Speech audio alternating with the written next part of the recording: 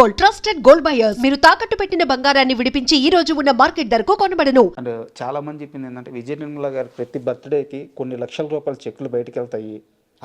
నాకు ఆవిడ బర్త్డే అంటే నాకు ఆవిడ బర్త్డే మోస్ట్లీ హైదరాబాద్లో ఎక్కువ జరిగేది నాకు తెలుసు. ఆవిడ నా ఫస్ట్ బర్త్డే నా బర్త్డేకి ఎక్కువ ఖర్చు పెట్టాను చిన్నప్పుడు ఉన్నప్పుడు. నాకే అర్థమయ్యేది కాదు అది ఎవరి బర్త్డే ఏమి జనాలు ఈ గేమ్ షోస్ అని పెట్టి పిల్లలందరికీ పిల్లలకి ఇవి తర్వాత ఆ టెంపుల్స్కి వీటికి ఆవిడ అంటే ఆవిడ రెగ్యులర్గా ఆవిడ చాలా చేసేవారు యాక్చువల్లీ. సో అంత డీటెయిల్డ్ నాకు నిజంగానే తెలియదు. చెక్ రాశారా పంపించారా ఇవన్నీ నాకు తెలియదు. నా పనిలో నేను ఉండేవాడిని. బట్ నాకు తెలిసి అయితే నా కొన్ని బర్త్డేస్ మటు చాలా గ్రాండ్గా చేశాను. దాని తర్వాత ఎప్పుడైతే పెద్ద అయిపోయానో అక్కడి నుంచి కొంచెం సింపుల్. నేను I wanted it to be simple. యాక్చువల్గా ఇంటర్వ్యూకి వస్తా మీ గురించి తెలుసుకోవాలని చెప్పి నేను మొత్తం ప్రిపేర్ అవుతున్న సమయంలో నాకు ఒకటి అర్థమైంది. నవీన్ విజయకృష్ణ అంటే విజయ నిర్మల గారి కోసం జీవితం మొత్తం మీరు ట్రావెల్ అయ్యారు. అంటే ఆమె ఎప్పుడు ఏ మాట అడిగితే ఆ మాట ఫుల్ఫిల్ చేయడానికే ట్రావెల్ అయ్యారు. 100%. మీరు ఎడిటర్గా అవ్వడానికి కారణం ఆమె ఒక్కరోజు మందలించడమే. ఏంద్రా లైఫ్ ఒక్క క్వశ్చన్ అడిగిన దానికి కొన్ని సంవత్సరాలు మీరు ఇంటికి రాకుండా శబ్దలయ స్టూడియోలో కింద కొనుక్కొని మరి వర్క్ నేర్చుకొని వర్క్ చేసుకొని ఒక సినిమా ఛాన్స్ దక్కించుకొని కృష్ణవంశీ గారితో మళ్ళీ ఇంటికి తిరిగి వచ్చారు. అక్కడి నుంచి ఎడిటర్గా మీకు ఎంత మంచి పేరు వచ్చిందో ఇండస్ట్రీ వాళ్ళు అందరికీ తెలుసు. అక్కడి నుంచి మళ్ళీ ఆమె నిన్ను యాక్టర్గా చూడాలని ఉందని ఒక్క మాట అడిగిన దానికి ఆ ఎడిటింగ్ అంతా పక్కన పెట్టి యాక్టర్గా మీరు కోవిడ్ ముందు వరకు ఎంత పెద్ద ప్రయాణం చేశారో అందరికీ తెలుసు. నానమ్మ అడిగిన ఏ మాటకి మీరు ఎదురు చెప్పలేదు, నో చెప్పలేదు, దాన్ని ప్రయత్నిస్తూనే ఉన్నారు. ఈ విషయంలో మిమ్మల్ని చాలా సక్సెస్ఫుల్ మనవడం అనుకోవచ్చు. నాకు నేను ఏ రోజు నేను సక్సెస్ అయ్యాను అని నేను మైండ్లోకి వెళ్ళిందంటే I think that is the end of my career అని నేను ఫీల్ అవుతాను. నేను కెరీర్ పరంగా అడగట్లేదు, ఏదో ఎలాగైనా ఆ బాండింగ్ పరంగా అడుగుతున్నాను. నేను ఒకటే చెప్తానండి, నేను నాకు దేవుడు అన్నాడు ఉంటే నాకు షష్ఠి పూర్తి వరకు ఉన్నానంటే ఆ రోజు నేను వెనకాల చూసుకొని ఎవాల్యుయేట్ చేసుకుంటాను. అప్పటి వరకు నథింగ్ ఇస్ అన్ అచీవ్మెంట్ నాకు తెలిసి. అంటే చిన్న చిన్న సక్సెస్ ఉంటాయి, but at the same time success అయిపోయిన వెంటనే నెక్స్ట్ ఏంటని ఉంటుంది. వెంటనే ఒక 3 ఫెయిలియర్స్ రావచ్చు. సో ఈ రోజు నేను అప్పుడు సక్సెస్ అయ్యానని ఇప్పుడు కోవిడ్ తర్వాత 4 years బ్యాక్ అయిపోయింది. సో ఆవిడ నన్ను యాక్టర్గా చూడాలనుకున్నారు. నేను ఎప్పుడు డైరెక్షన్ వెళ్తున్నానంటే ఆవిడకి నచ్చలా. బట్ నేను యాక్టర్ అవుదామని మధ్యలో అనుకున్నాను, డైరెక్టర్ అవుదామని మధ్యలో ఆఫ్టర్ హర్ డిమైస్ అవుదాం అనుకొని మళ్ళీ నాకు ఆ గిల్ట్ కాన్షియస్ లోపల ఆవిడ ఎక్కడైనా చూస్తూనే ఉంటారు, ఆవిడకి మాట ఇచ్చాం కదా, సరే ఏదో ఒక రకంగా పర్సూ చేయాలి, but I have to be creative. నేను ఇంకా అందరి మీద డిపెండ్ అవ్వలేను. నేను ఫస్ట్ క్రియేటివ్ ఫీల్డ్లోకి వెళ్ళి మెల్లిగా I will see if I can అలాంటి ఆస్కారం అలాంటి ఒక అవకాశం వస్తే నేను అది 100% I will take that journey. So success అనేది I don't think milestones నేను కౌంట్ చేయనండి. ఒకే milestone at the end. Retire అయ్యే టైంలో ఎంతమందికి మనం ఎంత సాధించాం, మనం ఎంతమందికి హెల్ప్ చేయగలిగాం, ఇంతే కౌంట్ అవుద్ది లాస్ట్. అంటే నేను ఏ ప్రాతిపదికన అడిగానంటే ఈరోజు ఇంట్లో వాళ్ళు బీటెక్ చదివిస్తే, డిగ్రీ చదివిస్తే నెక్స్ట్ ఏం జాబ్ చేయాలని ఇంట్లో వాళ్ళు చెప్తే పిల్లలు వినట్లేదు. వాళ్ళ ఓన్ చాయిస్ ఉంటుంది. బట్ కెరీర్ అంతా ఆమె ఏ మాట అడిగితే ఆ మాట కోసం కెరీర్ అంతా మార్చుకుంటూ వెళ్ళారు. సో ఆ విషయంలో నేను అన్నాను. అంటే అఫ్ కోర్స్ ఎడిటింగ్ చేయాలని ఆవిడ చెప్పలా. అవునవును, యాక్టింగ్ వద్దన్నారు కాబట్టి నేను వేరే ఫీల్డ్ చూస్ చేసుకున్నాను. సో ఎడిటింగ్ అనేది ఇట్ పుల్డ్ మీ. ఎప్పుడైతే ఇంకా చాలు హెల్త్ దెబ్బతింటుంది, నువ్వు యాక్టర్ అవ్వు అన్నారో అవి మొత్తం వదిలేశాను ఇంకా. కరెక్ట్. నాకు చిన్న డౌట్, చెప్పండి. 17 ఏళ్ల వయసు అంటే 16-17 ఏళ్ల వయసు, బాగా ఎంజాయ్ చేయాలి, నా రేంజ్ చూపించాలి, ఇలాంటి ఒక మైండ్ సెట్ అందరిలోనే ఉంటుంది. నానమ్మ ఒక మాట అడిగిందని చెప్పేసి వెళ్ళి శబ్దాలయలో ఆ కింద ఫ్లోర్లో పనుకొని అక్కడే తింటా, అక్కడే నిద్రపోతా, అక్కడే పనిచేసేటప్పుడు మీకు ఈ బ్యాక్గ్రౌండ్ ఏం గుర్తురాలేదా? నాకు అక్కడ ఒక సామ్రాజ్యం ఉంది, వేల కోట్ల రూపాయల ఆస్తి ఉంది, నేను తలుచుకుంటే ఏమైనా చేయగలను, ఇన్నిటిని వదిలేసి ఆ ఏజ్లో అంత మెచ్యూర్గా ఆలోచించే అంత ఆ శక్తి ఎలా వచ్చింది? ఫస్ట్ ఆఫ్ ఆల్ అలా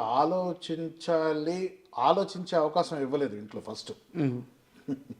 ఎప్పుడు నాన్నగారా నాన్నమ్మగారు? నాన్నమ్మ గారు దగ్గర నుంచి వస్తుంది, అందరం ఆవిడ ఫుడ్ స్టెప్స్తోనే ఫాలో అయ్యాం కాబట్టి.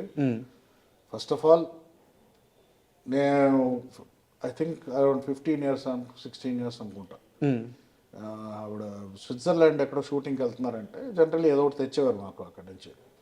ఆ రోజు నేను వెళ్ళి ఏం కావాలి నీకు అక్కడి నుంచి అని అడిగితే నేను వస్తాను స్విట్జర్లాండ్కి అన్నాను. ఓకే. అంటే ఆవిడ నీవు డబ్బులు అన్నారు. లేవన్నా. మరి ఎలా వెళ్తావు అన్నా. నీ డబ్బులతో నువ్వు వెళ్ళు అన్నారు. నేను నీకు తెచ్చేదే ఎక్కువ, నువ్వు ట్రావెల్ అవ్వాలంటే ఒక ఖర్చు, అది ఎంత అవుద్ది, ఆ కష్టం తెలిస్తే నువ్వు ఎంజాయ్ చేస్తావు ట్రిప్ని. ఊరికైనా వెళ్ళిపోతే నువ్వు అసలు ఆ కష్టం తెలియదు, ఎప్పుడు నేర్చుకుంటావు రెస్పాన్సిబిలిటీని అప్పటి నుంచి స్టార్ట్ చేశాను ఫస్ట్. ఆవిడ చాలా డిసప్పాయింట్ అయిపోయాను. 2-3 days అలా ఎలా అడిగాడు, అది కరెక్ట్ కాదు కదా, అంత తేలిక కాదు కదా మన లైఫ్. నేను హర్ట్ అయిపోయాను. అంటే నాకు ఒక కోరిక అంతే ట్రావెల్ అవ్వాలి, అందరూ మాట్లాడింది, బట్ అది అంత తప్ప అని నేను రియలైజ్ అయ్యాను అప్పుడు. దాని తర్వాత ఇంకెప్పుడు అన్ని గుండెలు రాలేదు నాకు, ఇంకోసారి ఏదైనా అడగాలి. సో మనం ఎలా ట్యూన్ చేశారంటే ఫస్ట్ నుంచి ఎప్పుడు మన కష్టమే ఇంపార్టెంట్. ఎప్పుడు నీకు దారి ఈరోజు నేను ఉన్నాను, రేపు లేకపోతే నువ్వు ఏం చేస్తావు ఒకటారి రియాలిటీ చెక్లోనే పెంచారు 100%. ఈరోజు ఈ ఆస్తులు ఉన్నాయి, రేపు ఉండకపోతే ఏం చేస్తావు, ఈ క్వశ్చన్స్ అడిగాడు. ఇది ఏంటంటే ఇవి బాగా డీప్గా నాలో పాతుకుపోయినాయి. సో ఆ పరంగా ఆలోచించేవాడిని కానీ. అండ్ ఎప్పుడైతే యాక్టింగ్ అది వద్దన్నారు, సో ఓకే, నాకు ఆ డైరెక్షన్ ఇంట్రెస్ట్ నాకు ఎప్పుడు. సో ఎడిటింగ్ ఫస్ట్ యానిమేషన్ ఏదో ఒకటి చేయాలి, దాంతో ఎడిటర్గా వెళ్ళా. ఇదన్నీ ప్లాన్ చేసుకోలేదు, బట్ ఏదో ఒకటి చేయాలన్న ఒక ఇంట్రెస్ట్తో ముందరికి వెళ్ళా. మీరు ఎడిటర్గా ఫస్ట్ కృష్ణవంశీ గారి సినిమా వర్క్ చేశారు. అవును. 2 days బ్యాక్ నేను సి రామప్రసాద్ గారికి సినిమాటోగ్రఫీ ఆయన ఇంటర్వ్యూ చేశాను. రైట్. కృష్ణవంశీ పని విషయానికి వస్తే రాక్షసుడు, మనిషి కాదు, భోజనం కూడా తినేవాడు, పని చేస్తా చచ్చిపోరా ఎవరు అడుగుతారు, ఇలా మాట్లాడే మనిషి అని చెప్పాను అనమాట. మీరు కృష్ణవంశీ గారితో వర్క్ చేసేటప్పుడు మీకు ఎలాంటి ఎక్స్పీరియన్స్ ఎదురైంది? నాకు అంటే అది it was one of the best experience నాకు. ఎందుకంటే నేను ఐ వాజ్ వెరీ యంగ్. నేను వచ్చినప్పుడు 18 years సంథింగ్, అప్పుడే పరిచయం అయ్యాను. సో మనకి ఇండస్ట్రీలో వర్క్ ఎలా ఉంటుంది అంటే ఫస్ట్ హ్యాండ్ ఎడిటర్గా ఎలా ఉంటుందో మనకి ఇవన్నీ తెలియదు. సో ఆయన స్టార్ట్ అవడమే ఆయన వర్క్ ప్యాటర్న్కి అలవాటు అయిపోయాను నేను. ఓకే. ఇది ఇంతే, ఇలా చేయాల్సి వస్తుంది, ఏదైనా హార్డ్ వర్క్ లేకపోతే పైకి రారని ఒక మైండ్లో ఉంటుంది. ఆయన వర్క్ ఇప్పుడు చెప్పాలంటే ఇప్పుడు అర్థమవుతుంది, ఎందుకంటే మిగతా డైరెక్టర్స్తో కూడా పనిచేశాను. కరెక్ట్. సో ఆయన డీటెయిలింగ్ ఎక్కువ ఉంటుందండి. అండ్ ఆయన ఏదో అనుకొని తీస్తారు. ఆయన ఇంప్రొవైజేషన్లు చాలా ఉంటాయి. మళ్ళీ చిన్న ఎగ్జాంపుల్ ఏదన్నా సీన్ గురించి మీ ఇద్దరి మధ్య డిస్కషన్ చెప్తారు? నాకు అంటే ఆయనకి నాకు టెక్నికల్గానే ఎక్కువ డిస్కషన్ ఉండేదండి. నాకు మెయిన్ అంటే నాకు most important very crucial message ఆయన చెప్పింది ఏంటంటే, ఎడిటర్గా నేను ఫస్ట్ ఇప్పుడు ఆ టైంలో యాంథనీ వీళ్ళందరూ ఇప్పుడు టాప్ ఎడిటర్స్. అవును అవును. ఘర్షణ అవన్నీ చేశారు. సో నేను యాజ్ అ కిడ్ నాకేంటి ఆ స్టైల్లో చేయాలి, కూల్గా ఉండాలి, ఎడిటర్ ఎంటీవీ స్టైల్లో ఉండాలి, ఆయనకు నచ్చేది అది. బట్ ఏంటంటారంటే ఎమోషన్ రావట్లేదు అంటారు. నాకు అర్థమయ్యేది కాదు. ఇప్పుడు చేజ్లో ఎమోషన్ ఏముంది, చేసే కదా అనేవాడు. లేదు కాదు, ఆడియన్స్ ఫీల్ అవ్వాలి కదా చేజ్ అంటే, ఆ స్పీడ్ బట్టి కట్స్ పట్టే కదా ఉంటుంది అని నాకు అయ్యేది. అర్థమయ్యేది కదా ఏం చెప్పేవారు. బట్ నాకు రాఖీ టైంలో కొంచెం అర్థం, ఆయన కరెక్ట్గా అంటే ఆయన హడావిడిలో ఆయనకు అర్థమైనట్టుగా ఆయన చెప్పేవారు, నాకు అర్థమయ్యేది కాదు. ఒక ఎక్స్పీరియన్స్ వచ్చింది, నాకు కోపం వచ్చేసేది. బట్ ఎక్కడ చెప్పుకుంటాం, ఫ్రెండ్కి చెప్పుకున్నాను. ఎమోషన్ అంటారు ఏంటి, చేజ్లో ఎమోషన్ ఏముంటుంది, నాకు అర్థం అవ్వట్లేదు అంటే, ఓ పక్కన నాకు అర్థమవుతాయేమో, లేకపోతే ఆయనకు అర్థమవుతుంది నేను అనుకోవడానికి సీన్ లేదు. ఎందుకంటే ఆయన కృష్ణవంశీ అంటే నాకు అంత సీన్ లేదేమో, ఈ సినిమా తర్వాత ఆయన నన్ను వెళ్ళిపోమంటారని ఫ్రస్ట్రేషన్ ఉండేది. ఇంత దూరం వచ్చి ఈ సినిమా చేసి ఇప్పుడు నాకు ఆయన కావాల్సింది ఇవ్వలేకపోతున్నానే అని బాధపడిపోయాడు. రాఖీ తర్వాత చేస్తున్నప్పుడు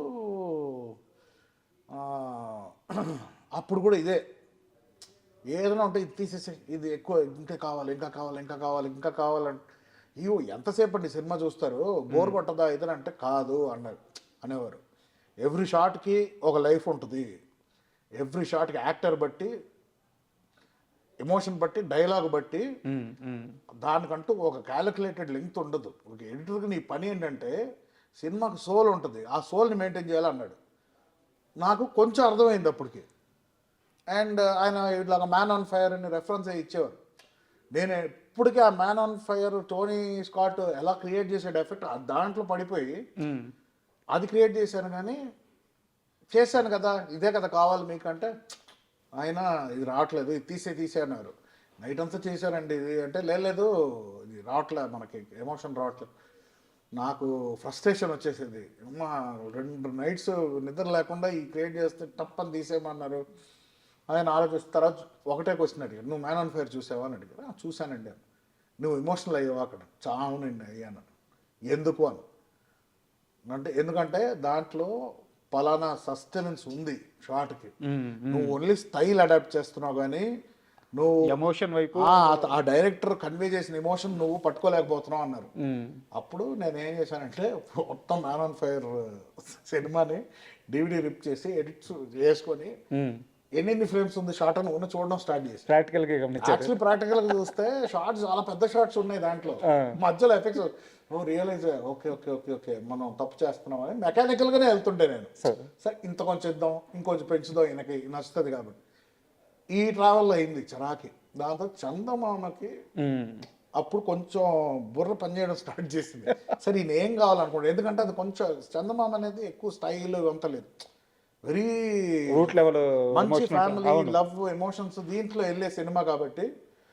అప్పుడు ఒక మాట అన్నారు, నువ్వు ఎడిటర్గా ఒక ఆడియన్స్ నువ్వు సినిమా చూస్తున్నప్పుడు నువ్వు ఒక చోట్ల నవ్వుకుంటావు, లేకపోతే ఒక చోట్ల ఆలోచిస్తావు, ఒక చోట్ల ఒకళ్ళు మాట్లాడితే యూ స్టార్ట్ థింకింగ్. నువ్వు ఎక్స్పీరియన్స్ చేయాలి అది, యాక్టర్స్ ఏం చేస్తున్నారు అంత లెంగ్త్, దానికి ఒక లైఫ్ లెంగ్త్ ఉంటుంది, అది నువ్వు చూడాలి, ఆ ఎమోషన్ పట్టుకోవాలి. అదే ఆ ఎమోషన్. ఓకే నాకు అప్పుడు అర్థమైంది, ఓకే ఓకే ఓకే దీన్ని మనం ఎడిటర్ లాగా చూడకూడదు, దీన్ని ఆడియన్స్ లాగా చూద్దాం సినిమాని. అప్పుడు చందమామకు స్టార్ట్ ఒక సీన్ నాకు ఇవ్వండి మనం చేస్తానని చెప్పి ఒక సీన్ నేను చేశాను. ఒక సీరియస్ క్వశ్చన్ ఉంది, చెప్పండి. అయితే మీరు కరెక్ట్గా సమాధానం చెప్పాలి, స్కిప్ చేయకూడదు. నేను ఎప్పుడు ఏది స్కిప్ చేయలేదు. 2015లో మీ లైఫ్లో ఏం జరిగింది, ఏం జరిగిన తర్వాత మీరు మనిషిగా ఇంకా చాలా మెచ్యూర్గా చాలా మారారట? నాకు పానిక్ అటాక్ వచ్చిందండి ఫస్ట్ టైం. అంటే ఎందువల్ల పానిక్ అటాక్ అంటే అది ఎలా చెప్తాను నేను, అది ఇప్పుడు అది మళ్ళీ అది ట్రిగర్ అవుతుంది నా feel. It was very silly. అప్పుడు ఏదో ఒక టైగర్ అటాక్ అది జరిగింది, అది చూసి కొంచెం ఎఫెక్ట్ అయ్యాను నేను. దాని తర్వాత దాన్ని వేరే ఫొటోస్ రిలీజ్ చేశారు, మా ఫ్రెండ్స్ ఇంట్లో కూర్చొని ఆ ఫొటోస్ చూస్తూ కూర్చున్నా. టైగర్ అటాక్ వేరే వాళ్ళ మీద జరిగిన విజువల్ చూశారు మీరు? చూసా. ఓకే. ఆ టైంకి చూస్తూ చూస్తూ చూస్తూ డీప్గా వెళ్ళిపోయి దాంట్లోకి సడన్గా హైపర్ వెంటిలేషన్ వచ్చింది నాకు. అది ఎందుకు వచ్చింది తెలీదు. ఆ టైంకి నీళ్లు తాగేసాను, సెట్ అయిపోయింది. మళ్ళీ నెక్స్ట్ రోజు ఫ్లైట్ ఎక్కినప్పుడు ఎందుకో అది గుర్తుకొచ్చింది మళ్ళీ. గుర్తుకొచ్చి 1 hour నాకు panic attack, anxiety. I didn't know what it was. ఎందుకు ఇలా వస్తుంది నాకు, problem very sub conscious primal లెవెల్లో కొట్టినట్టు ఉంది అది. ఎందుకు వచ్చిందిరా బాబు నేను డాక్టర్స్ని అడిగితే it is this hyper ventilation, medicines వేసుకో. నాకు అప్పుడు అర్థమైంది ఈ మెడిసిన్స్ స్టార్ట్ చేస్తే ఎంతోమంది అప్పుడు చెప్పారు ఇప్పుడు యాంటీ డిప్రెసెంట్స్ లాంటిది, యాంగ్జైటీ మెడికేషను, ఒకవేళ అవి స్టార్ట్ చేస్తే it will be an endless process. Correct. First tablet తీసుకొని పడేసా. కానీ కొన్ని రోజుల తర్వాత కుదరలేదండి నా వల్ల ఒంటరి కార్లో ట్రావెల్ అవ్వలేకపోతుండే. ఏంటంటే ఆ టైంలో ఆ ఫీలింగ్ ఎస్కేప్ అవడానికి ఎయిర్పోర్ట్ నుంచి దిగాక కార్ నేను తోలే, అదే ఫీలింగ్లో చాలాసేపు ఒక కెఫేకి వెళ్ళి ఒక ఛాయ్ వేద్దాం, కొంచెంసేపు రిలాక్స్ అవుదాం. ఆ టైంకి ఇంకా ఫీలింగ్, కెఫే ఛాయ్ వేసాక మళ్ళీ అలాగే ఫీలింగ్ వచ్చింది. తర్వాత మా ఫ్రెండ్ వాళ్ళ వైఫ్ ఒకళ్ళు సైకాలజిస్ట్ ఉంటే ఫోన్ చేస్తే, ఏం లేదు జస్ట్ డీప్ బ్రీత్ తీసుకో, రిలాక్స్ అవ్వు అంటే కొంచెం బెటర్ అయ్యా. దాంతో కొంతమందిని కలిసా, ఫ్రెండ్స్ని కలిసాక ఐ వాస్ బెటర్. మళ్ళీ నెక్స్ట్ రోజు నుంచి స్టార్ట్ అయింది అదే feeling. I don't know what to do. So దాని తర్వాత డాక్టర్ అప్పుడు సరే ఓకే ఇది ఎక్కువ అవుతుంది, సరే ఒక యాంగ్జైటీ లాంటిది ఇచ్చారు, ఎప్పుడు నా ఫీలింగ్ వస్తే ఇది వేసుకో. సో అది రోజుకు 3 సార్లు వేసుకున్నానండి. అది 3 సార్లు వేసుకుంటే ఫస్ట్ టైం వేసుకుంటే లైట్ మత్తుగా అనిపించింది అండ్ నిద్ర వచ్చేస్తుంది. సో సగం నా డైలీ రెగ్యులర్ లైఫ్లో చేసే పనులు నేను చేయలేకపోతున్నాను, ఒంటరి కార్లో ట్రావెల్ అవ్వలేకపోతున్నాను. కొంచెం సేపు ఒంటరిగా ఉంటే ఎక్కడన్నా రూమ్లో యాంగ్జైటీ వచ్చేయడం, టీవీలో ఏదైనా కొంచెం అలా టెన్షన్ చూస్తే యాంగ్జైటీ వచ్చేస్తుంది. చిన్న చిన్న ట్రిగర్స్ మెంటలీ ఎందుకు సఫర్ అవుతున్నాను నాకు తెలియదు. సో అదేంటంటే సర్వైవల్ ఇన్స్టింక్ట్ అంటారు. ఓకే. ఫ్లైట్ ఆర్ ఫైట్ మోడ్లో వెళ్తుంది బ్రెయిన్. ఒకసారి షాక్ అయిందంటే అది కాన్స్టెంట్గా వాన్ చేస్తుంటుంది బ్రెయిన్, ఎక్కడ వెళ్ళినా డేంజర్ ఉంది, Repeat గా సో ఎవ్రీథింగ్ సెటిల్ అయిపోయింది. దాని నుంచి అందులోంచి నేను ఎంతమంది సైకాలజిస్ట్ దగ్గరికి వెళ్ళినా వాళ్ళు చెప్పే అడ్వైస్ నాకు ఎక్కల, అంటే నాకు సెట్ అవ్వాల, ఎంత వాడుతున్నా వర్కౌట్ అవ్వాల. ఏమనంటే లాస్ట్కు ఇది మెడిసిన్ వేసుకుంటారు, అన్నిటికీ మళ్ళీ కెమికల్గా వస్తుంది. ఎలా బయటపడ్డారు మరి? అది చాలా ప్రాసెస్ అండి, అది ఎలా చెప్పా I can't scientifically explain, but ఒకటే ఏంటంటే నేను రియలైజ్ ఏంటంటే ఒక పాయింట్ వరకు లైఫ్లో I was really free, happy, alone, I could travel, I do anything. అసలు ఇలాంటి ప్యానిక్ అనేది లేదు మనకి. యాంగ్జైటీస్ వచ్చేది ఏదైనా సినిమా ఓపెనింగ్, అది కామన్ అందరికి, అది వస్తుంది, అది ఓకే కొంతసేపు ఉంటుంది వెళ్ళిపోద్ది. సో ఇది ఇంటూ 10, 100, 200 అయిందండి అప్పుడు. అంటే దాని తర్వాత తగ్గింది, మెల్లి తగ్గింది. దాంతో నేను ఏం చేస్తున్నానంటే ఓకే ఈ ట్రిగర్స్ అవాయిడ్ చేయాలి. ఏంటంటే ఒక పాయింట్ ఆఫ్ లైఫ్ వరకు మనం బాగున్నాం, దాని తర్వాత ఏదో ట్రిగర్ అయింది బాడీలో, ఆర్ డీప్ ఇన్ని రోజులు నా డ్రామాలను పెట్టుకొని అది బయటికి రావడం జరిగిందేమో, ఓపెన్ అయిపోయిందేమో మనకు తెలియదు. సో నేనేంటంటే నిన్న దానికి టర్మ్ ఏం లేదు. ఏంటంటే నాకు ఇప్పుడు నేను ఇలా ఇంటర్వ్యూలో ఉన్నా, ఈ point this is after anxiety అది వచ్చాక. ఇదే సిచ్యువేషన్లో ఇంతకుముందు కూడా ఉండే మాకు. అప్పుడు నేను ఒక విధంగా నా మైండ్ ఉండేది కదా. సో నాకు ఆ ఇంప్రింటింగ్ అప్పుడు ఎలా ఉండేవాళ్ళం, why can't I just behave the same way, at least బ్రెయిన్కి చెప్పడం. బ్రెయిన్కి ఎలాగంటే అది ఎలా ఎక్స్ప్లెయిన్ చేయాలో తెలియదు. సెల్ఫ్ ప్రిపరేషన్ అనుకోవచ్చా? ఎగ్జాక్ట్లీ, బ్రెయిన్ని నేను ట్రైన్ చేస్తాను. బ్రెయిన్లో పోయింది ఏదో చిప్పు దుబ్బి, మీరు ప్రిపేర్ ఆ చిప్పుని మళ్ళీ మనం సరి చేయాలి. ఇప్పుడు చిప్పుని ఎలా సరి చేస్తా. సో నా fondest memory childhood memories, college memories, and ever since editing అయ్యి యాక్టింగ్ ఎప్పుడైతే స్టార్ట్ అయిందో అక్కడి నుంచే స్టార్ట్ అయిందండి ఈ ప్రెషరు, దరిద్రాలన్నీ ఆ ఒక యాక్టింగ్ ఫీల్డ్ వల్ల స్టార్ట్ అయింది. ఎందుకంటే ఒక టెక్నీషియన్ లైఫ్ సూపర్, ఇంతకుముందు కూడా చెప్పున్నా, టెక్నీషియన్ లైఫ్ ఇస్ 100% స్ట్రెస్ ఉన్న బెస్ట్. ఒక actors life is not easy. మీ ఇంట్లోనే మీ నాన్నగారు పెద్ద స్టార్, మీ అన్నగారు మీరు ఎక్కడ మాట్లాడినా మహేష్ అన్న అని అంటారు. మీ అన్నగారు మహేష్ గారు పెద్ద పెద్ద సూపర్ స్టార్, కృష్ణ గారు సూపర్ స్టార్, మీరు ఎంతమంది స్టార్స్, విజయ నిర్మల గారు ఇంతమంది స్టార్స్ని చూసారు. అసలు మీ ఇంట్లో ఎన్విరాన్మెంట్ ఎలా ఉండేది? ఈ ప్రజలను ఇంట్లోకి ఆ సినిమా వాతావరణం తీసుకొచ్చే వాళ్ళ, లేకుంటే ఎలా క్యారీ చేసేవాళ్ళు వీళ్ళంతా? ఎప్పుడు అడగలేదు వాళ్ళని ఎలా క్యారీ చేస్తారని.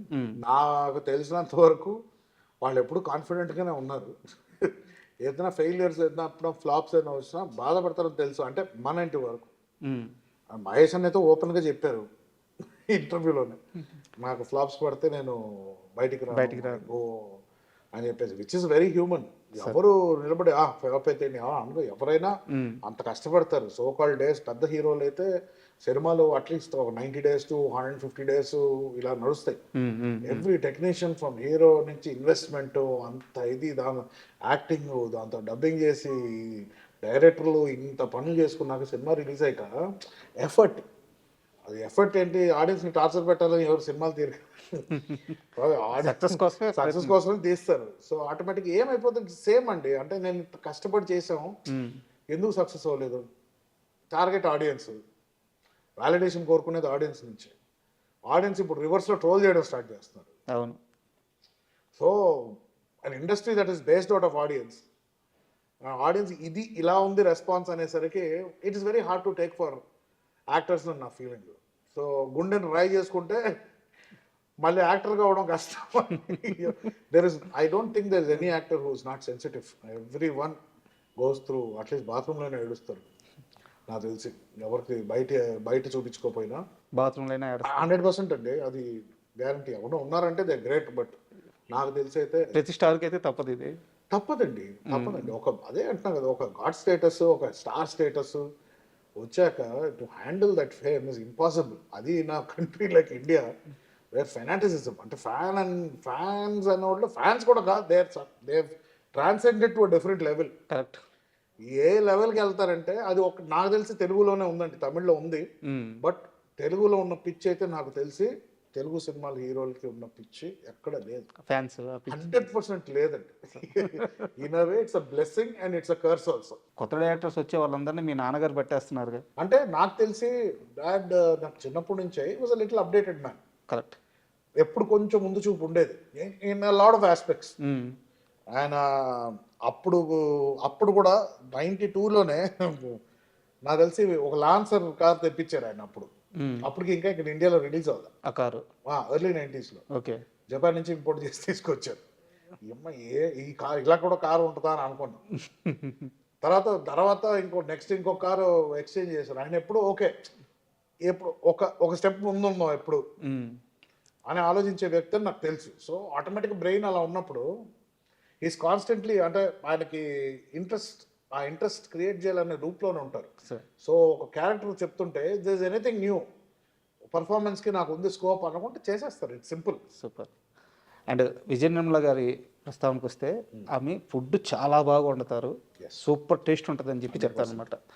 మరి మీకెందుకు స్టార్ హోటల్స్లో తినాలని కోరిక? నాకు తెలిసి కొన్ని లక్షల రూపాయలు మీరు స్టార్ హోటల్స్లో ఫుడ్ కోసం, బైక్స్ మెయింటెనెన్స్ కోసం కొన్ని లక్షల రూపాయలు ఖర్చు పెట్టేశారు అని తెలిసింది.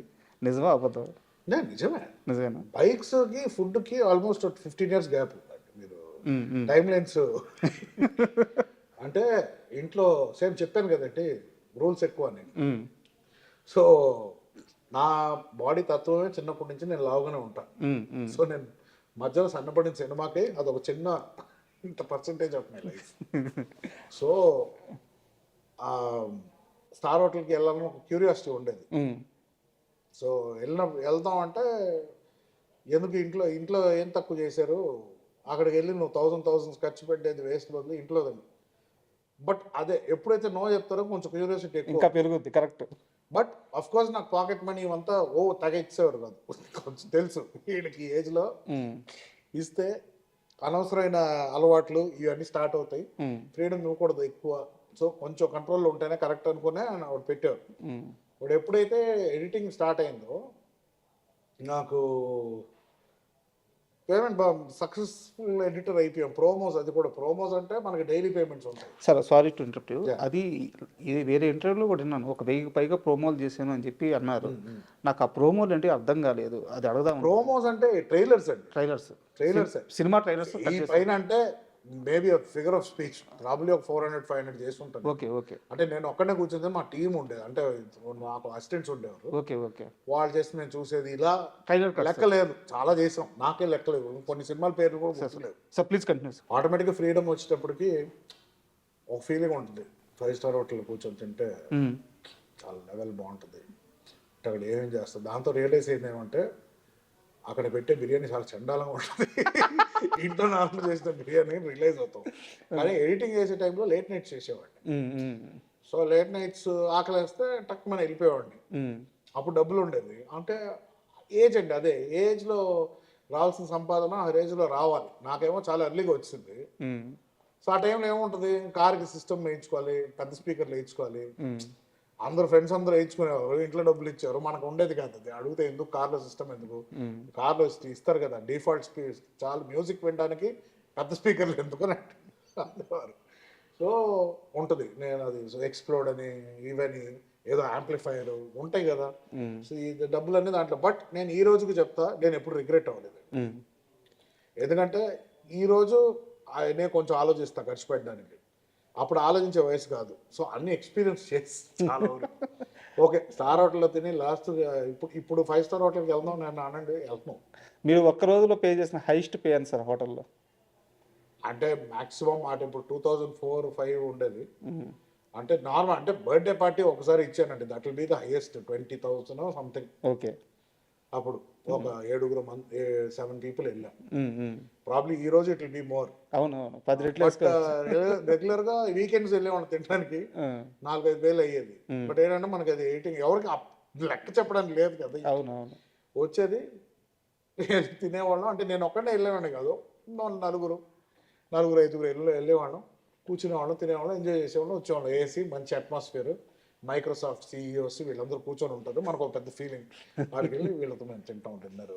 సో ఒక పాయింట్ తర్వాత అక్కడ రెగ్యులర్ అయిపోయి స్టాఫ్ ఫ్రెండ్స్ అయిపోయి బుఫే వెళ్ళినా కూడా వాళ్ళు ఏం కట్టకండి సార్, బుఫేలు ఉన్నాయి, నేను ప్లేట్లు తెచ్చి పెట్టేస్తాం, కూర్చోండి మీరు చాలా. అది అప్పుడు ఫ్రీ కాఫీస్ ఇచ్చేవారు. సో అంటే అక్కడ అడ్డాలాగా అయిపోయింది ఒక టైంలో. సో డబ్బులు లేనప్పుడు ఒక్కొక్కసారి అక్కడికి వెళ్ళేవాళ్ళం, తాజ్కి వెళ్ళేవాళ్ళం. ఎందుకంటే వెయిటర్స్ ఫ్రీ కాఫీ ఇస్తారని తెలుసు. బయటికి ఎక్కడ బరిస్తాకి వెళ్ళినా 40-50 రూపీస్ ఉంది, లేకపోతే డైరెక్ట్గా తాజ్కి వెళ్తే ఒక కాఫీ అయినా ఫ్రీగా దొరుకుతుంది, ఒక 2 hours కూర్చోవచ్చు, ఏసీలో కూర్చొని మాట్లాడుకోవచ్చు, వచ్చేయచ్చు. ఇలాంటి కొన్ని బెనిఫిట్స్ ఉండేవి ఆ టైంలో. బట్ అలాంటి హోటల్స్కి చాలా రోజులు అయిపోయింది యాక్చువల్లీ. సార్ ఇప్పుడు బయటికి స్టార్ హోటల్స్ పెద్ద తేడా ఏం లేదు, అన్నీ ఒకటే ఇప్పుడు. బట్ మ్యాక్సిమం అన్నీ పోయింది ఇప్పుడు. మ్యాక్సిమం ఇంట్లో ఫుడ్ ఎంత తినగలుగుతాం అంత తింటే బెటర్ అని ఇప్పుడు అన్నీ చేంజ్ చేసాం. అండ్ చిరుత సినిమాకి మీ కాంట్రిబ్యూషన్ ఏంటి?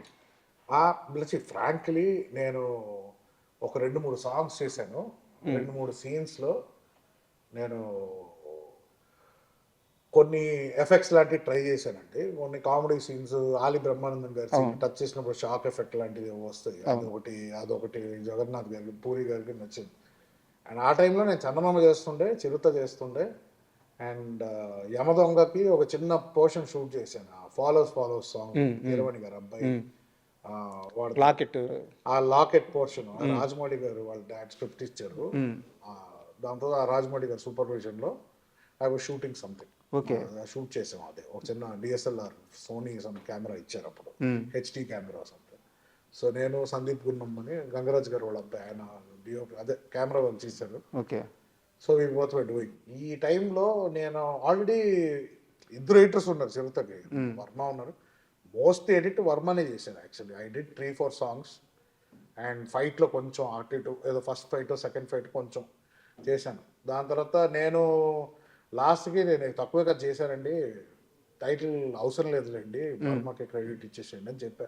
బట్ అప్పటికే లేదు ప్రింట్ చేసేసాము, ఇంకా ఇప్పుడు అవ్వదన్నారు. సర్లే ఓకే అని చెప్పేసి ఇంకా ఐ డెంట్ కాంట్రిబ్యూట్ మచ్. ఒక 20% ఎంతో చేసి ఉంటాను నాకు తెలిసి. ట్రైలర్ చేశాను అంతే, టీజర్, ఫస్ట్ టీజర్ వచ్చింది అది ఒకటి చేశాను.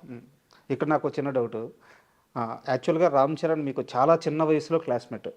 మీరు ఈ సినిమాకి పనిచేసేటప్పుడు చరణ్ అంటే ఆ చరణ్ ఈ చరణ్ కలిసి మాట్లాడుకోవడం, ఆ ఎక్స్పీరియన్స్ షేర్ చేస్తారా? అసలు చిరుత టైంలో ఏం జరిగింది? చరణ్కి నాకు అంటే టైం టు టైం కలుస్తూనే ఉండే. ఏదో ఒక అంటే హైదరాబాద్ వచ్చిన కొత్తలో నాకు ఎవరు తెలియదు. ఓకే. సో నేను చరణ్నే కలవడానికి వెళ్ళాను. బట్ లైఫ్ ఇక్కడ కొంచెం కాంప్లికేటెడ్. చెన్నైలో చాలా సింపుల్గా ఉండేది.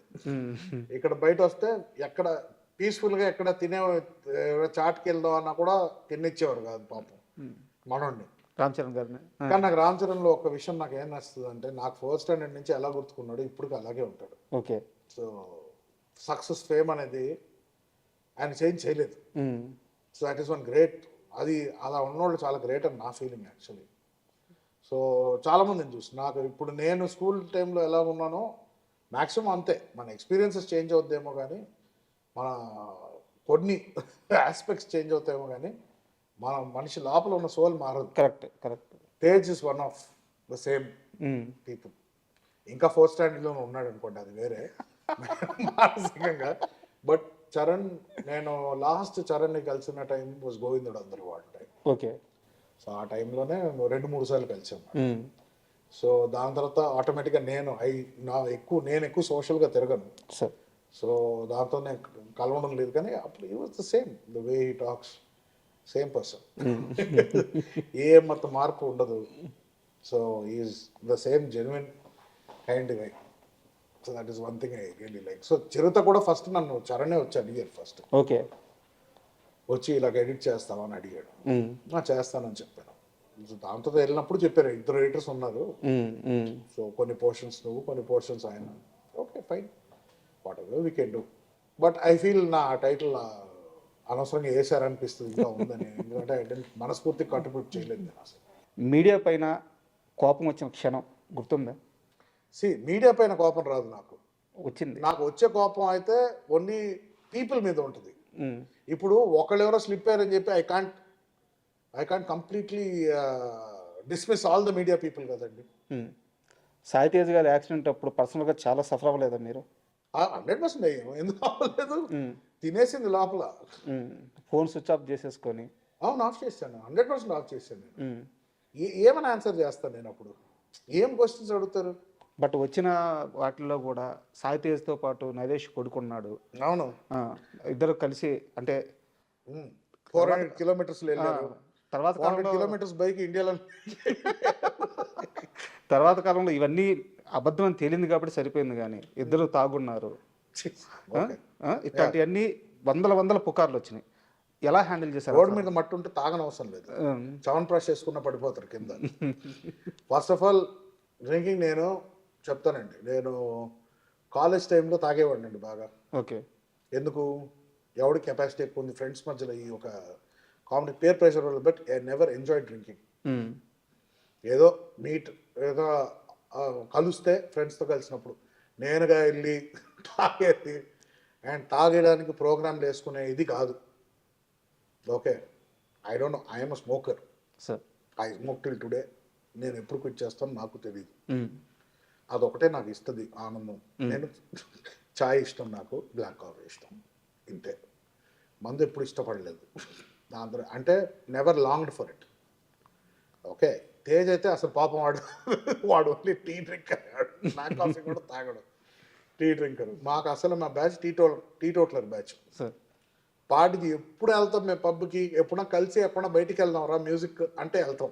ఒకవైపు వెళ్తే ఒక బీర్ ఏదో తాగుతా, జస్ట్ ఫర్ మూడ్. అంతేగాని ఓ తాగేసి, first of all sports bike తాగి నడపడం ఏంటండి, నాకు అర్థం లాజిక్కే ఉండదు దాంట్లో. సి డెఫినెట్లీ స్కిడ్ అయితే పడ్డాడు, but yes he was not drunk, he doesn't drink. ఎప్పుడో బర్త్డే కంటే ఫార్మాలిటీకి ఒక షార్ట్ ఏదో వేస్తారు, అందరూ వేస్తారు. ఇప్పుడు 40 ఏళ్ళు వస్తుంది అందరికి, ఇప్పుడు ఏం చిన్న స్కూల్ పిల్లల. But alcohol never. నేను ఐ యూస్ టు. మధ్యలో they was a face where I drank and నా ప్రాంకేస్ దొబ్బింది. అవునా? అంత అంటే not because of alcohol, okay, because of my life style okay, and my eating habits. Sir, Sai Tej గారు accident అయిపోయిన తర్వాత మీరు అంటే అక్కడ ఒక స్పేస్ ఇద్దామని చెప్పి గ్యాప్ తీసుకున్నారు. తర్వాత ఎప్పుడో మీరు కలిసి ఉంటారు కదా, తర్వాత ఆ ఇన్సిడెంట్ తర్వాత ఆయన కాన్షియస్లోకి వచ్చిన తర్వాత ఏదో ఒక రోజు మీ ఇద్దరు కలిసారు కదా, 100%. ఫస్ట్ టైం ఆ మీటింగ్ మీ ఇద్దరి మధ్య ఏం జరిగింది సంభాషణ? ఎందుకంటే మీ ఇద్దరు థిక్కెస్ట్ ఫ్రెండ్స్. ఆయన మిమ్మల్ని చూడంగానే ఏం మాట్లాడారు, మీరు ఆయన చూడంగానే ఏం మాట్లాడారు? ఇలా ఫస్ట్ హగ్ చేసుకున్నాం, దాని తర్వాత చెప్పండి. నెక్స్ట్ ఏదో బైక్ కొందాం అన్నాడు అప్పుడు.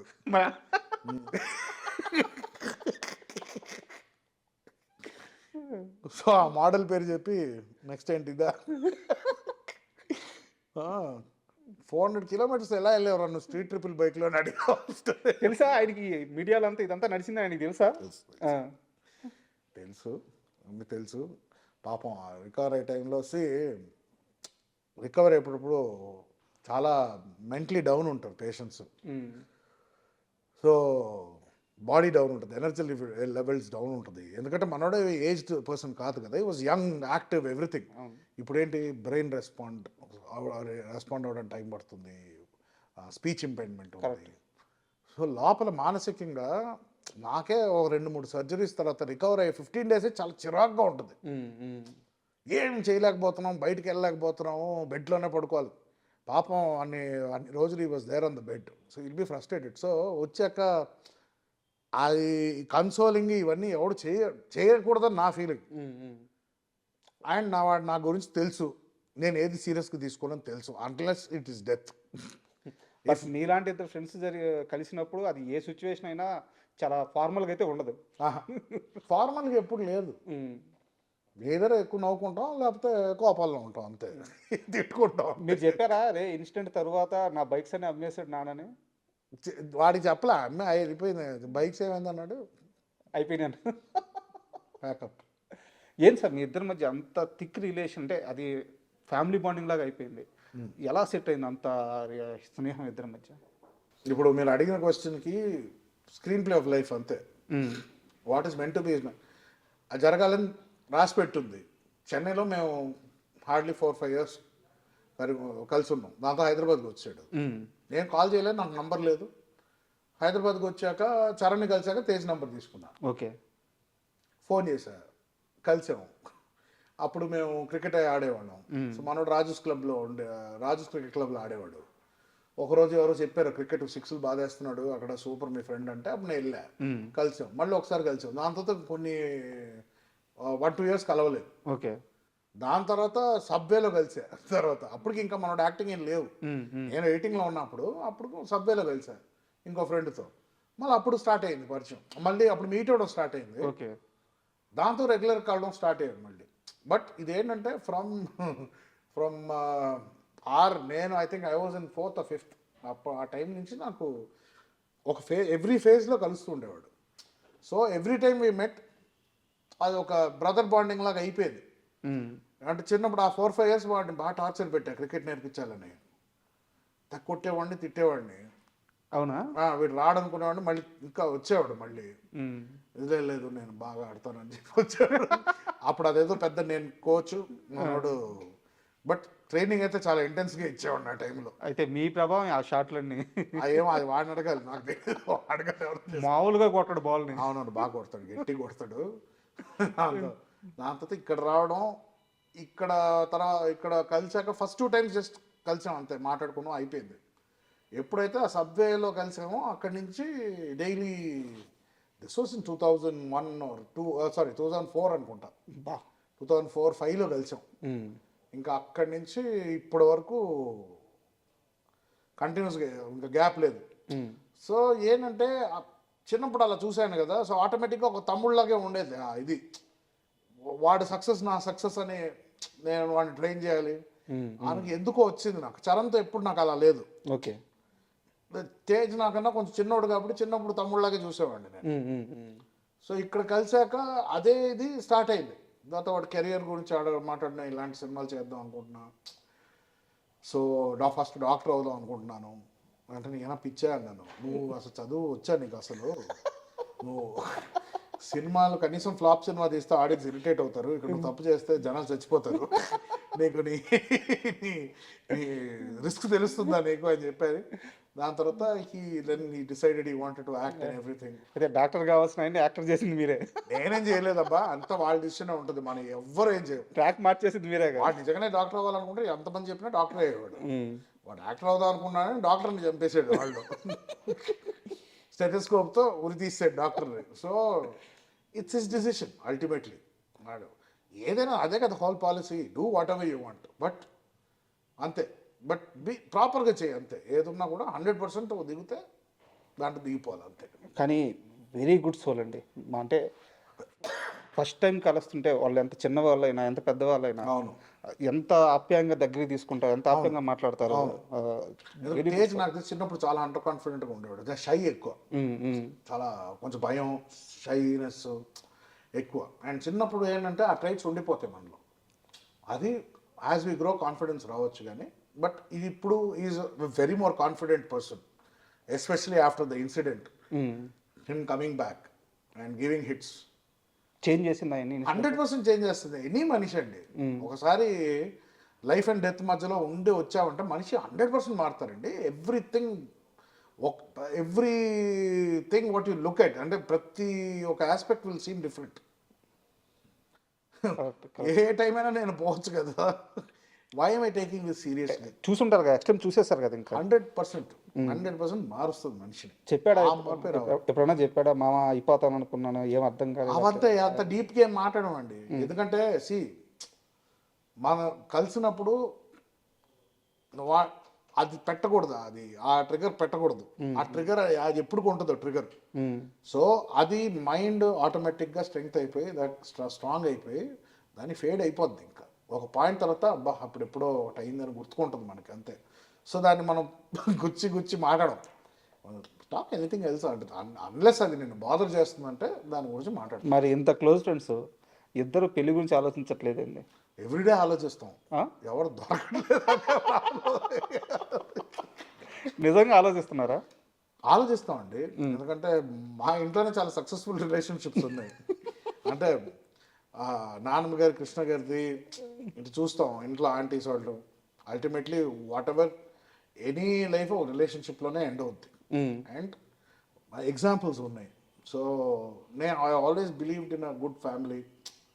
What ever you do out side, మనం బయట ఏం చేస్తామో దట్ ఈస్ కంప్లీట్లీ డిఫరెంట్.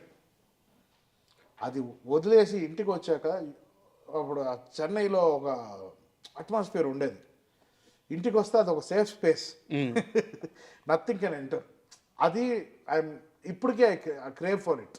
ఇప్పుడు చాలామంది లేరు లైఫ్లో, బట్ ఆ atmosphere it is I feel it is నా responsibility to create that for the future generation. అంటే ఒక మ్యారీడ్ లైఫ్ గురించి మీకు మంచి అవగాహన ఉంది, అర్థమవుతుంది మీ మాటల్లో. బట్ ఎందుకు అటువైపు అంటే రీజన్, అంటే పర్టికులర్ రీజన్ నచ్చిన అమ్మాయి దొరకట్లేదా, right place at the right time అంటారు కదండి, టైం రాలేదా? ఆ టైమింగ్ కుదరలే లైఫ్లో ఎప్పుడు. ఎయిదర్ రాంగ్ అమ్మాయిలను కలవడము, ఆర్ వాళ్ళు రాంగ్ పర్సన్ నన్ను కలిసారేమో. దీంట్లో తప్పు గిప్పు లేదు, కానీ కంపాటబిలిటీ కుదరకపోవడం వల్ల. అండ్ ఎలా చెప్తాను, ఫస్ట్ 20 to 30 పాపం ఒక అమ్మాయి కోసం వెయిట్ చేశాను. ఆ అమ్మాయి తిరిగి కూడా రాలా, పెళ్లి చేసుకుని వెళ్ళిపోయింది. సో ఆ మోస్ట్ ప్రైమ్ ఇయర్స్ నేను ఇంకే అమ్మాయిని చూడలేదు. ఆ 30 years తర్వాత ఏంటన్నా ఇంత వీపిగండి అయిపోయానా అని అనుకున్నాను నేను. So after that mindset change అయింది. సో నా first relationship was after my 30s. So అప్పుడు నేను 17లో ఉన్నట్టు ఉన్నది, నాకు everything was new. Couldn't understand navigation కుదరలా. సో కొన్ని వర్కౌట్ అవ్వాలి రిలేషన్షిప్స్. బట్ నాకు తెలిసినంత వరకు, నేను కనుక్కున్నంత వరకు నేను అడుగుతున్నాను, ఆరెంజ్ సినిమా ఉంది కదా, orange movie, orange Ram Charan గారు. అవునవును. మీ లైఫ్ అని చెప్తారు చాలా మంది. యాక్చువల్లీ సరిగ్గా గుర్తుకులేదు ఆ సినిమా నాకు. అంటే ఏదున్నా మొహం మీద చెప్పేస్తారు, నిజం చెప్పేస్తారు, రిలేషన్షిప్స్ క్యారీ అవ్వవు, బ్రేక్ అయిపోతుంటాయి అని చెప్పేసి. యా, అల్టిమేట్లీ నేను అదే కదా, రిలేషన్షిప్ నువ్వు మ్యారేజ్ చేసుకున్నా కూడా నా రిలేషన్షిప్ బాగుందని ఎప్పుడు అంటానంటే డెత్ బెడ్ మీద ఉన్నప్పుడు అంట. అప్పటికి ఇంకా వైఫ్ నాతో ఉందంటే very good relationship, my soulmate. లేకపోతే 50-60 కూడా డివోర్స్ అయిపోయేవాడు ఉన్నారు. So I will only trust at the end of the world. At the end of my world ఏదైనా ఇది నన్ను కంప్లీట్ చేసింది, దిస్ ఇస్ మై సోల్మేట్, నేను అచీవ్ చేశాను అనేది ఆ టైంలో డిసైడ్ చేయాలి, కానీ ఈ టైంలో ఏది. సరే, ఇప్పుడు ఓపెన్గా ఒకటి చెప్పండి. మీరు చేసుకోవాలనుకుంటున్న అమ్మాయికి ఉండాల్సిన లక్షణాలు ఏంటి, క్వాలిఫికేషన్స్ ఏంటి? అదే కదండి, నాకు క్లారిటీ లేదు. ఇంకా క్లారిటీ రాలేదు. క్లారిటీ అంటే క్లారిటీ కాదండి, ప్రాబ్లం అంటే అలాంటి లిస్టులు పెట్టుకున్నా అంటే ఎవరు దొరకరండి అలాగా. ఎవ్రీథింగ్ షుడ్ బి మ్యాజిక్ లాగా జరగాల, న్యాచురల్గా అవ్వాలి. ఒక అమ్మాయిని చూస్తే ఎందుకు అమ్మాయి నచ్చుతుందో, ఆ అమ్మాయి doesn't have to be Aishwarya, నేనేదో రితిక్ రోషన్ కాదు, కానీ doesn't have to be the most attractive women. కొంతమంది జస్ట్ నచ్చేస్తారు. కరెక్ట్. నేను ఫస్ట్ ఇష్టపడ్డ అమ్మాయి అయితే నార్మల్గా ఉంటుంది అమ్మాయి, బట్ 10 ఏళ్ళు వెయిట్ చేశారు. యా, నాకన్నా 4 years పెద్ద అమ్మాయి ఉంటుంది ఆవిడ, బట్ వెయిట్ చేశాను అంతే. అది ఎందుకు అంత నచ్చిందో తను నమ్మలేదు, నేను చిన్నపిల్లకని ఈడేమి ఉంటాడు ఇంకొక అమ్మాయిని చూసుకొని యంగ్ అమ్మాయికి వెళ్ళిపోతాడు అనుకుంది, పిచ్చింది. తర్వాత 30కి రియలైజ్ అయింది. 34 వచ్చినప్పుడు నేను 30 వచ్చి అప్పుడు రియలైజ్ అయింది. అప్పుడు పెళ్ళి అయిపోయింది ఇంకొకరితో. ఏం చేస్తావు ఇంకా, కానీ అమ్మాయి వెళ్ళి హ్యాపీ మ్యారీడ్ లైఫ్ అన్నా. సో ఇప్పుడు మనం రిలేషన్ గురించి మాట్లాడుతున్నాం కాబట్టి అది సీరియస్ క్వశ్చన్ కాదు, కానీ అడగాలనుకుంటున్నా. మీకు ఇష్టమైతే సమాధానం చెప్పండి, చెప్పండి, స్కిప్ చేసేసేయండి. ఇప్పుడు నాన్నగారి పర్సనల్ లైఫ్ గురించి నేనేం మాట్లాడినా అది వ్యక్తిగత చాయిస్. బట్ ఇప్పుడున్న ఆ రిలేషన్లో పవిత్ర గారి అసోసియేషన్ ఎలా ఉంటుంది, అంటే మీ ఫ్యామిలీ మెంబర్ అయ్యారు, సో మీ నాన్నగారితో ఎలా ఉంటున్నారు, మీతో ఎలా ఉంటున్నారు, ఫ్యామిలీ మెంబర్గా ఎలా కలిసిపోయారు, ఇప్పుడు అంతా కంఫర్టబుల్గా ఉన్నారా? Yeah, she is fantastic human being. నాకు అంటే వస్తుంటారు, రెగ్యులర్గా కలుస్తుంటాం. షీఈస్ ఆల్వేస్ వెరీ, ఎప్పుడు అందరిని పలకరిస్తారు, అందరితో కూర్చుంటారు, ఎలాంటి ఇది లేదు. She is a very happy go lucky woman. Okay, I feel డాడ్కి కరెక్ట్ మ్యాచ్ అని నా ఫీలింగ్. ఐ ఫెల్ట్ బికాస్ ఆయన కూడా కామ్గా ఉంటారు ఆవిడ ఉన్నప్పుడు. So I think after 50+ years is calm. So I think it's a good sign. అదే love, this never no time, no really time deadline or anything, never too late correct to find the right person. అదే చెప్పాను కదండి, నేను 60 years తర్వాత decide చేస్తాను. అప్పుడు 70 ఉంటే 70 వరకు అప్పుడు డిసైడ్ చేస్తాను. అప్పటి వరకు నాకు ఎవరు రైట్ అని నేను డిసైడ్ చేయను. So yeah. అండ్ పవిత్ర గారు లాస్ట్ అంటే కృష్ణ గారిని కూడా కలిశారు, కృష్ణ గారి ఆమోదం కూడా ఉందని చెప్పి నరేష్ గారు చాలాసార్లు చెప్పారు అనమాట. సో వాళ్ళిద్దరి ఆ మూమెంట్ ఎలా జరిగింది? నేను లేనండి అప్పుడు. బట్ వన్ థింగ్ ఏంటంటే, నిర్మల గారు కానీ కృష్ణ గారు కానీ డాడీ ఏమి డెసిషన్ తీసుకున్నా చాలా వరకు సపోర్ట్ చేసేవారు. బికాస్ వాళ్ళు చాలా కష్టాలు చూసి వచ్చిన వాళ్ళు. సో ఒకటి అర్థం చేసుకోవాలంటే, మనిషి లైఫ్లో అన్ని పర్ఫెక్ట్గా జరగదు. ఒకటి దానికి కట్టుబడిపోయి మనం యాంకర్ అయిపోయి అక్కడే ఉంటావా, ఆర్ ఆప్షన్ ఉంది ఏమైనా చేసుకుంటావా, you want make something good of life, today is happy, correct. ఎవరు కంప్లైంట్ చేయడానికి ఉంది ఇప్పుడు?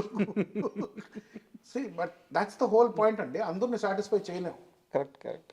బట్ అందరూ చెప్పేది ఒకటే, నీ సంతోషాన్ని ఎత్తుక్కో అంటారు. నీ సంతోషం ఎత్తుకోవడానికి 2-3 డిసప్పాయింట్ అవ్వాల్సి వస్తుంది తర్వాత. అందరి లైఫ్లో ఉంటుంది. ఎవరు 100% అందరినీ సంతోష పెట్టలేరు కదా. Correct. So ultimately first what you feel matters. నువ్వు సెక్యూర్గా ఉంటే ఇంకొక 2-3 నువ్వు సెక్యూర్ చేయొచ్చు, కానీ నీకే టికాణం లేనప్పుడు you can't go and try to make people happy. So Naresh గారి లైఫ్ మొత్తం చూస్తే అంటే అంత ఎక్స్పీరియన్స్ లేదు, కానీ నేను గమనించినంత వరకు ఆయన ఆనందాన్ని ఎత్తుక్కుంటూ పోతుంటాడు వర్క్లో కానీ తన లైఫ్లో కానీ. అండ్ అంటే ఇలా బతకాలరా, ఇది కదా లైఫ్, ఆ సాటిస్ఫాక్షన్ ఉంటుంది ఆయన లైఫ్ స్టైల్లో. మీ నాన్నగారి లైఫ్ నుంచి ఏమైనా తీసుకోవాలంటే, ఏమైనా నేర్చుకోవాలంటే మీరు కోరుకునేది ఏంటి? నేను కోరుకున్నా కూడా అవ్వదండి అది. ఆయన ఎమోషనల్ పర్సన్, బట్ కొన్ని విషయాల్లో ఆయన ఎమోషన్ మేనేజ్ చేసే లెవెల్లో నేను మేనేజ్ చేయలేను. And that's not possible. అది నాకు మా మదర్ సైడ్ నుంచి వచ్చిందో మరి నాకు తెలియదు, but that is what I'm. So ఆ లెవెల్లో ఆయన కొంచెం ఎఫిషియన్సీ ఇంకా ఎక్కువ ఉంటుంది. ఎమోషన్స్ని ఆయన కొంచెం పక్కన పెట్టైనా కూడా he can finish some tasks. But నాకు కొంచెం, నేను ఎమోషనల్ పర్సన్ని నేను. సో కొన్ని డెసిషన్స్ తీసుకునేది లాజికల్గా ఉండవు, but that will give me different results. So నేను ఐడెంటిటీ మార్చుకోదలుచుకోవట్లేదు, అండ్ యాక్సెప్టెన్స్ ఇస్ ఇంపార్టెంట్. ఆయనంత ఎఫిషియెంట్ పర్సన్ నేను కాదు. దో ఫిజికల్గా నేను ఇంకా ఎక్కువ చేయగలుగుతానేమో ఇప్పుడు, but work wise or experience wise is a task master. నాకు ఒక టాస్క్ ఇస్తా, ఒక టాస్క్ నీట్ కంప్లీట్ చేసుకుని ఫినిష్ చేసుకుని, మల్టీ టాస్కర్ కాదు నేను. సో అలాంటి ఒక డైనమిక్ డిఫరెన్సెస్ ఉన్నాయి. సో నేను అది అనుకోవడంగానే అది పాసిబుల్ కాదు. Both are little different. మా operation, the way we operate are different. యాక్చువల్గా ఇందాక మా పిఆర్ఓ ఇక్కడ వచ్చారు కదా, ఆయనతో మాట్లాడుతూ ఉంటే ఈ బయట నేను ఒక few months back hero Suman గారిని ఇంటర్వ్యూ చేశాను. ఆయన ఇదే స్టూడియోలో షూటింగ్లో ఉంటే, షూటింగ్ అయిపోయినాక నాకు ఇంటర్వ్యూ ఇచ్చారు. నా ఫస్ట్ సక్సెస్ఫుల్ ఇంటర్వ్యూ అది.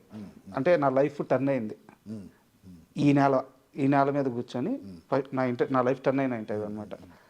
ఈ విషయం ఆయనకి చెప్తుంటే సార్ చెప్పారు, రే ఇది ఆమె చేతుల మీద నిర్మాణం అయింది, ఇక్కడ ఎంతమంది బతుకుతున్నారో తెలుసా, ఆ నేలలో ఉండే మంచితనం అది. 40 కుటుంబాలు ఈరోజు మీరు ఊరి నుంచి తీసుకొచ్చి మీ దగ్గర పెట్టుకొని వాళ్ళకు ఒక పోషణ, ఒక లైఫ్ స్టైల్ ఇస్తున్నారు. నిజమేనా?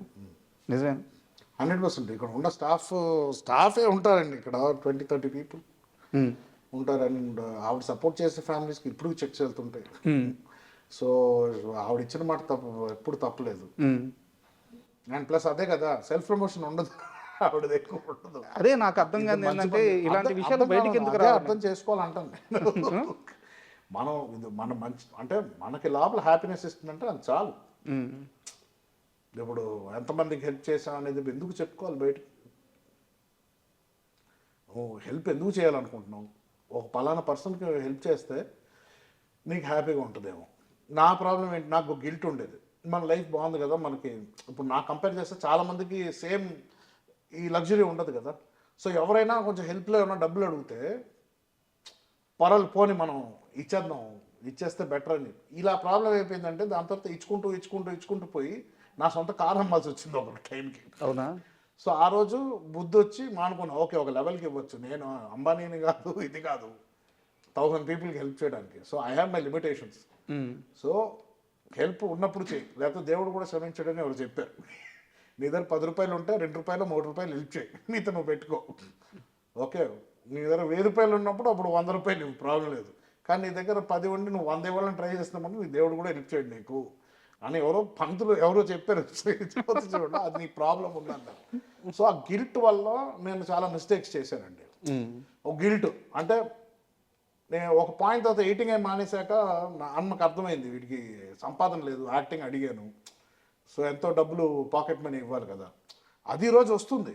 ఇప్పుడు ఐ డోంట్ హ్యావ్, ఇప్పుడు కొన్ని నేను వరీ అవ్వాల్సిన అవసరం లేదు. బట్ కొంతమందికి అది లైఫ్, కొంతమందికి రేషన్ కావాల్సి వస్తుంది. అప్పుడు I feel a little bad. కాదు, నాకు డౌట్, ఎందుకు మీరు ఈ ఆస్తిని మీరు స్వతహాగా సంపాదించుకునే డబ్బుని వేరువేరుగా చూస్తారు? చాలా ఇంటర్వ్యూలో చెప్పారు మీరు ఇదే విషయము. అంటే దాంట్లో ఏముందండి ఇది చెప్పడానికి? దీనికి వారసుడు మీరే కదా. వారసుడు వాడి కొన్ని వేల కోట్ల రూపాయలు ఎక్కడ పడితే అక్కడ ఆస్తులు. నా ప్రకారం వారసుడు అంటే ఈజ్ ద గేట్ కీపర్. ఉమ్. సంపాదించి పోగొట్టకుండా చూసుకోవాలి. ఉమ్. నేను ఈ ఎగ్జాంపుల్ నేను అంత క్లియర్ కట్ గా చెప్పాను కదా. నేను సంపాదించిన డబ్బులు నాకు ఎలా తెలుసు ఎలా వాడాలో ఉమ్. చెప్పాను కదా. ఇప్పుడు నాకు 21 years నాకు 10,000 వస్తే వెళ్ళి స్టార్ అవుట్లో తగలబెట్టాను. ఈరోజు 10,000 వస్తే ఇంకో 2-3 గురించి ఆలోచిస్తాను నేను. మనకి ఏముంది ఇప్పుడు కొంచెం సేవ్ చేద్దామా, రేపటికి ఏదైనా కావాలా, అది. So difference. సో ఒక ఏజ్ ఒక ఎక్స్పీరియన్స్ కావాలి. అంతవరకు నేను సంపాదించిన డబ్బులు నా డబ్బులు కాదు. ఉమ్. ఇప్పుడు నాన్న నాకు ఇచ్చే పాకెట్ మనీ నాకు ఎంత బాధాకరంగా ఉంటుందంటే చూడు, ఆ గిల్ట్కే కొంచెం చారిటీలు ఎక్కువ అయిపోయింది మధ్యలో. ఉమ్. దీంతో వాడుకున్నారు చాలా మంది. ఎలా సార్ పాకెట్ మనీ అంటే ఆ రోజు నా మాట ప్రకారం యాక్టర్గా వెళ్ళాడు కాబట్టి వీడికి ఒక మెయింటెనెన్స్ చేయాలి, ఇవన్నీ చేయాలి కదా.